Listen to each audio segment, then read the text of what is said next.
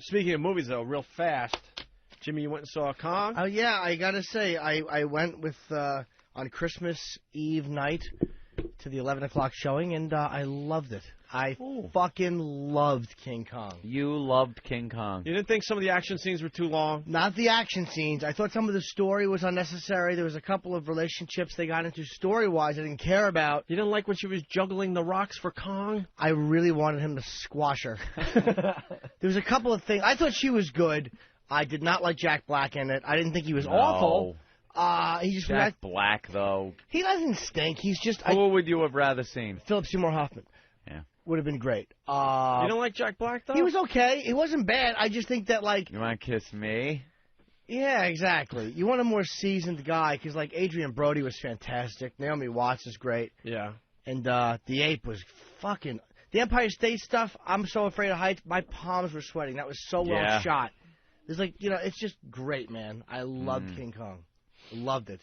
When he's fighting the Thing. The Thing. Monster. Did you notice, like, a couple of those action scenes, though, looked like they were just running in front of a screen? That was weird. A couple did. Because then some of the action scenes were unbelievable. Yeah, I think some of them they had trouble pulling off.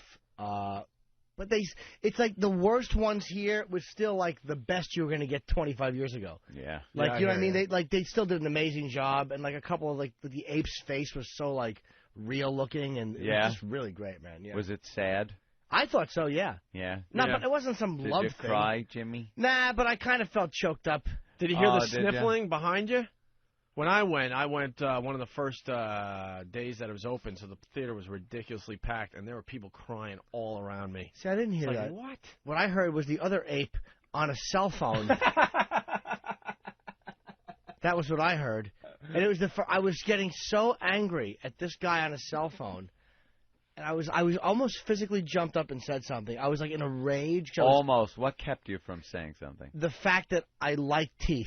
Yeah. And I knew that. And I swear to God, I saw this fucking guy in the lobby.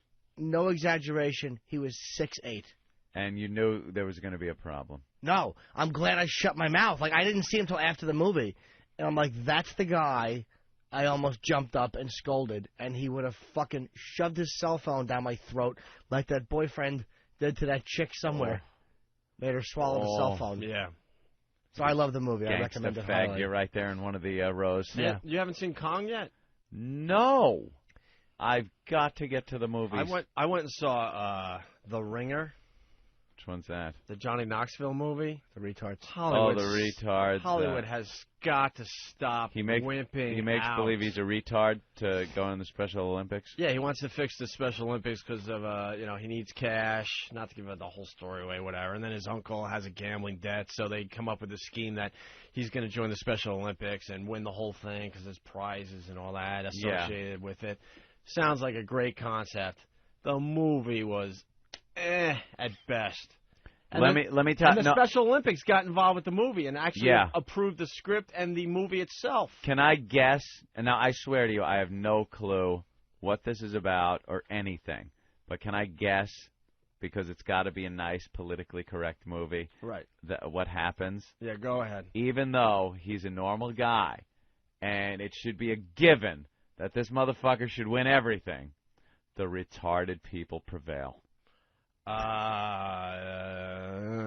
Sorta. Yeah, sort of. Yeah. He realizes he's not as good as some of these specials. Right, that's not as good. But thinking it's going to be a breeze. Well, there's this black retard that is like wins it every year.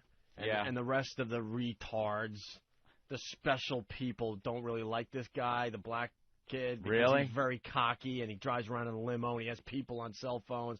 Because, they're getting him commercials and he's getting endorsement deals and all that. So, it makes you not like that special person in the movie. So, in a way, it's like, all right, it would be cool if Johnny Knoxville does beat this guy. But it turns out he's a really good athlete, even though he's a little slow.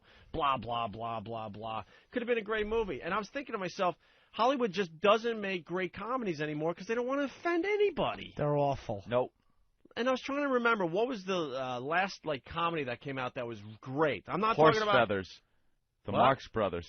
Day at the Races. Something about Mary. Maybe go back that far. I'm talking about a movie that was just laugh out loud funny the whole way. I thought that they didn't give a shit about who they offended. I'd say Something About Mary. It was a pretty brutal movie. They made fun of retarded people. True. She got fucking load in her hair. Right. His dick gets bitten by a dog. I mean, there's like some pretty rough shit. Yeah. There's a scene in The Ringer where this waitress comes over and she's acting. It takes you completely out of the movie. She's beyond unbelievably bad.